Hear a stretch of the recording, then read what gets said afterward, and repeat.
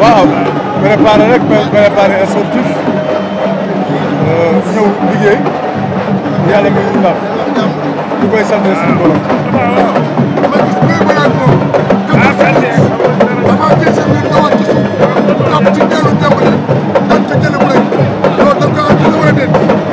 non bëree yàlla defal na ma ko man ni ma daanee mbër rek bu mbett kenn suñu borom moo ko def ci man donc vraiment ndam la sant nañ ci yàlla. le 1er janvier 2023 ngeen préparé Boy Niang fi nga koy préparé wala extérieur. ça dépend mën nañu waxtaan ak staff bi préparé ko fii wala extérieur. lay conseillé tey Fils de Balla. ñaanal yàlla may ko ndam incha allah. jaajëf Balla. luy loolu. xew sa mun a am combat luy problème bi. Issa Pouye fu mu toll. Issa Pouye daw na. Mbaye Tine daw na. lu tax mu daw nga daw na xaw ma. nee na dama ko jeex ko ba pare doo ko jël ma ne ko aw ma sax jot boobu. waaw bu dee dóor yi lay ragal man xeexatuma waxatuma léegi liñ bëgg naa leen ci fekk si mbëri dañoo bëgg ba ñëw ci géej bi di raayante dinaa ñëw di raay mu xool ne man raay rek laay def noonu la demee nag. mais sama xalaat moo jeex rek gars yi ñëw ñu bëre.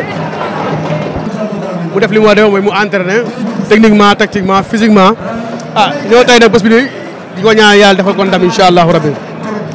ayca ñu gis ko muy bëreeg xale bu doy waar boo xamante ne képp ku muy bëreel dañ naan dañuy jox favori ki muy bëreel waaye heure bu ñëwee wane différence bi yéen a ngi bàyyi xel loolu. waaw champion lay bëri ñu mel ay champion la Fils de Balla champion la Góor Soog champion la dañuy ñaan daal tey Góor Soog yàlla may ko ndam incha allahu rabbi. ayca sa digganteeg Siteu. waaw ñu ngi ñëw ci ni ko am la nekk ñu ngi si liggéey ndànk-ndànk ñu ngi entraîné ndànk-ndànk incha allah. di xaar ayca bëgg nañu. bëgg nañu. jaajëf.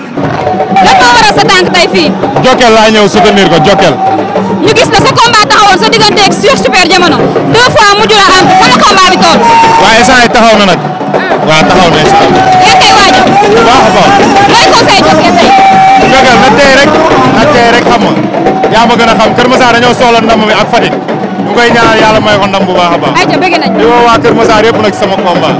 di woo Babacar borom KBC automobile sama xarit suma lépp Binet borom Aliou Couture maa ngi koy woo sama xarit suma lépp ak Fally borom Tana boutique maa ngi koy woo bëgg naa leen wér-wér